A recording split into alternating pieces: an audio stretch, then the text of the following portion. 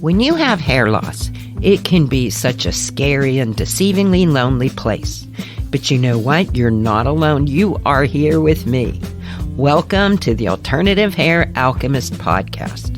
Hi, I'm Deborah Heim. I am a certified alternative hair specialist, a wig boutique owner, and wig wearer myself due to alopecia.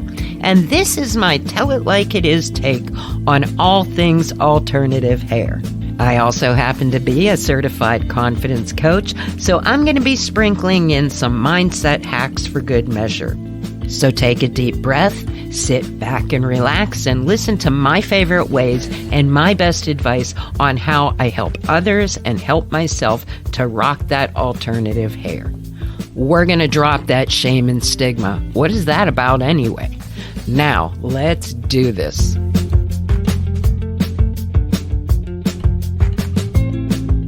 Hello, everybody, and welcome back to the Alternative Hair Alchemist podcast.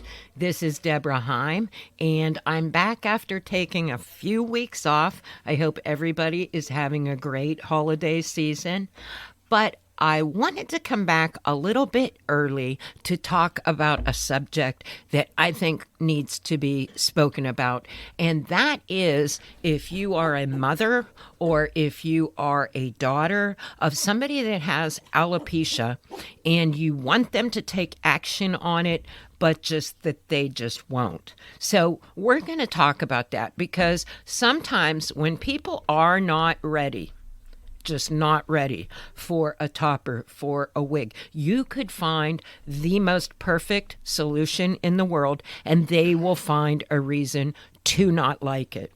Now, I've done this for 5 years. I've been a registered nurse for 38 years. I can understand and observe people's behavior sometimes when they can't understand it themselves. And now that I am a trained coach, I know a lot about finding unreasonable fears and surmounting your fears, because it can be scary when you lose your hair. And we're going to talk about some of those fears and how to take action on them if you choose to. But if you're not ready, like I said, it is not going to work. And quite often, I will have a mom of somebody that has alopecia, or I will have a daughter of somebody that has alopecia. Either way, it is just the same. When it's the family member and they initially call for the consult, I try and prepare them for this because I don't care how many times mom or your daughter says, oh, yeah, I'm ready. I want a wig. When they get in there and they get it on their head, it is quite a different story.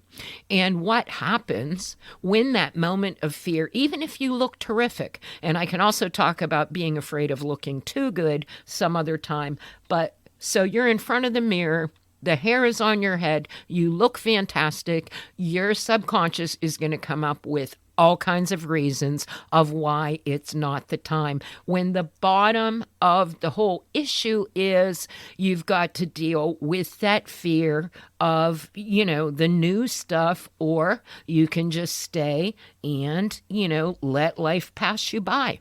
And that might sound pretty rough, but I look at it like this. Life is too short. You should be enjoying your time. And if you choose, everybody takes a little bit to get used to it. But if you choose to just stay home, avoid going out, feel bad about yourself, call people and tell them how bad the hair loss is and that how bad you feel, and maybe even check it out. But if you decide at that point, hey, I'm informed, I know these are my options, and you know what? I just don't want to move forward. That's quite different than taking your fear out on your loved ones. Now, let's address the fears that moms often have that they instill on the child. Okay, let's face it. Hair loss, the fear of hair loss is probably one of the worst fears in the world. I hear all the time, oh, no, I don't fear that. But I'm telling you, it is. Why? Because at the bottom, the root cause is society has instilled it into us as a society that when you lose your youth, if you lose your hair, you're no longer beautiful.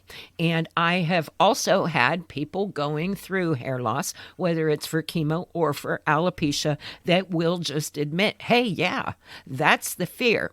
And you know what? It's nonsense. It really is, because even if you don't look as good without a full, beautiful head of natural hair, you are still uniquely beautiful. And what you need to do is call upon the strength of knowing all the good things about you, because we are not just the physical house our soul is in.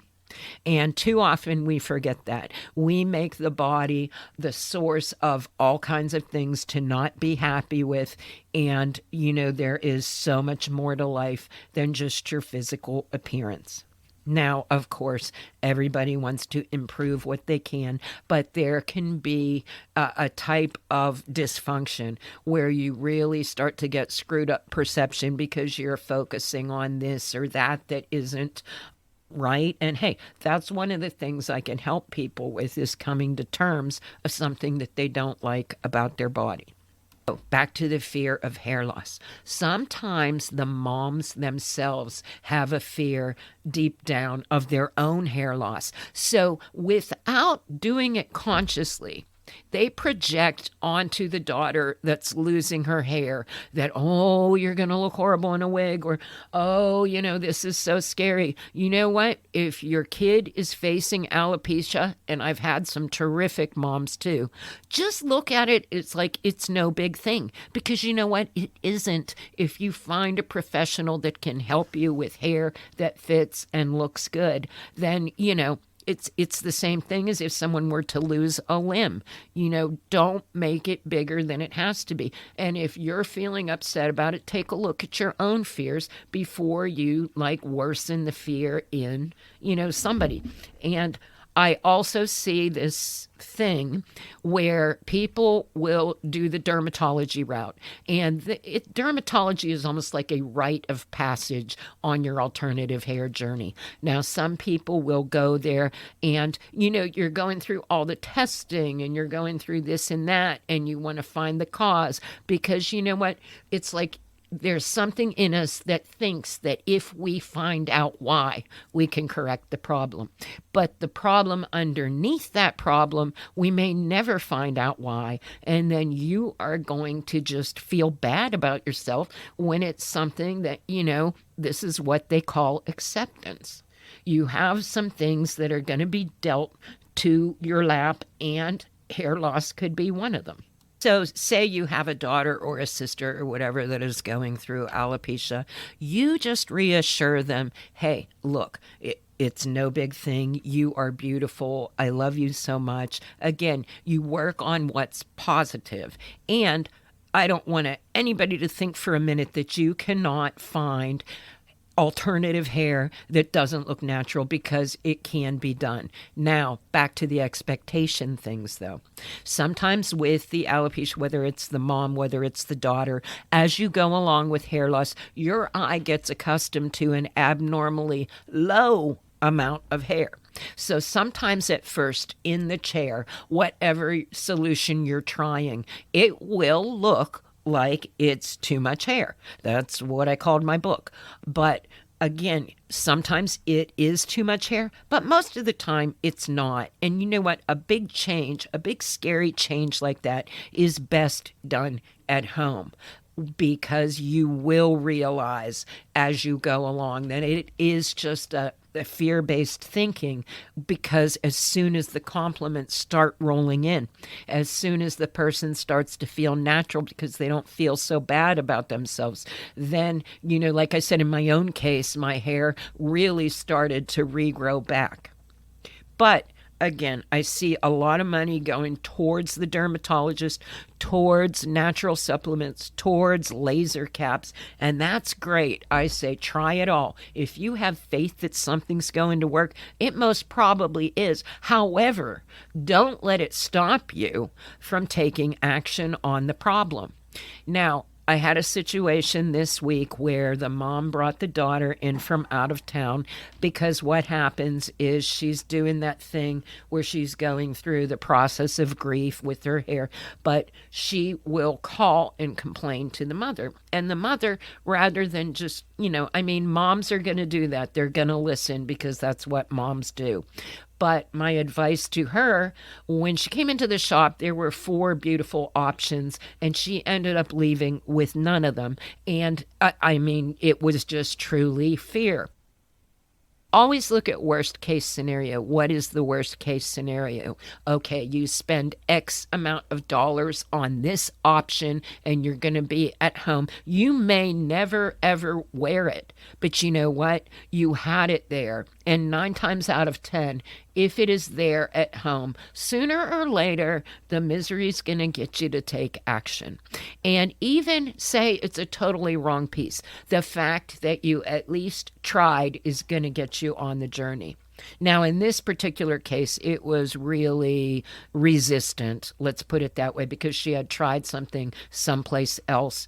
And, sometimes when somebody comes to me after they try one thing that doesn't work, when I show them what it does work, then they get over the fear a lot quicker. Like, this fear can be dealt with when you look fantastic. It's a lot easier to, proceed. But yet this person in particular had 4 choices and none of them were good enough. So that's again the level of readiness. And I've seen it with the other way around, with daughters that bring their mothers in, especially women of a certain age that think certain prices should be what they were in 1940s. I can get somebody in a wig that looks fantastic, and then the price is just, beyond what they were prepared to pay. Now, we could argue all day about what's in people's budgets and what's not, but the point I'm trying to make is, how much is it worth to the improvement of your life? Finally, like I've had somebody with petite heads that couldn't find anything. You get them looking great. The color's spot on. The construction looks amazing. Feels great on their head. But they would rather do the thing where they stay at home and not go anywhere because they're not ready to spend the money. So either way, it is what it is. But if you are experiencing somebody in your life that doesn't want to proceed, it is, that's on. That made me even think.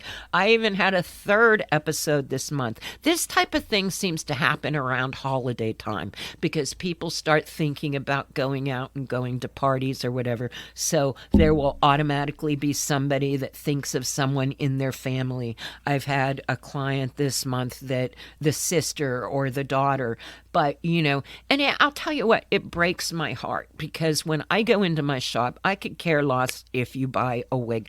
I am about helping you through this fear and finding something natural. Like, you can get wigs anywhere. I want you to come to my shop because I'm very good at it and because you're ready to take action. I want to improve people's lives. It's not that I'm just there to, get the wigs I like first, although that's probably one of the real reasons I did go into it. I'll tell you that up front. Hey, I can admit the truth when it's the case. But now the reward of doing what I do is so much deeper than just, the hair. So if you or somebody you know is making an appointment for a consultation, my biggest advice is go into it with no expectations. If you have a picture in your head of how exactly you want it to look, hopefully it gets there, but it may not. But be realistic about taking action. 2, if you're spending all kinds of money trying to regrow your own hair, continue to do that, but keep in mind what something that's, reasonably priced, that's a better piece, because I don't want to argue about pieces on budgets, but if you get a quality piece, it's going to look more natural, it's going to fit your head better, and, it's worth the investment if you figure out what the cost is per wear. And lastly, trying alternative hair does not mean you are giving up on your own hair coming back. In fact, it's quite the opposite as far as I'm concerned. And if you are someone that has fears that you can't reason with, because it's so funny, you try and reason with your fears, but it doesn't work. Keep in mind EFT tapping. So I get some people to tap through situations, but some people just don't even want to work through that fear. And I guess that is what this show is about. There may be somebody in your life that just isn't ready or doesn't want it. So, I just thought I'd do this to educate people in case there's anybody that's investing a lot of time and emotion of trying to get somebody to take action. And here's my thing. You can lead a horse to water, but you can't make him drink. So you give them the information and leave it up to them, because that's what relatives that love other relatives do. Do the best, try not to judge, and keep in mind if your own fears are kind of making you possibly make the situation worse than it has to be. Because I'll tell you, when people do come to my shop, usually what they do before they come in is start looking through all the Instagram and the videos, and everyone coming through the door says, hey, you always look so good in something. And this isn't about complimenting me. It's about the example of you can look good in alternative hair. So I think I've talked long enough for this week. Until next week, peace, love, and alternative hair. If you enjoyed this episode, you might like working with me one-on-one even better. You can check out the options at deborahheim.com. You can find my shop at verybestlittlehairhouse.com. And don't forget my Wise Wig Advice and Support group, also on Facebook. I'd love to hear from you. But until next time, peace, love, and alternative hair.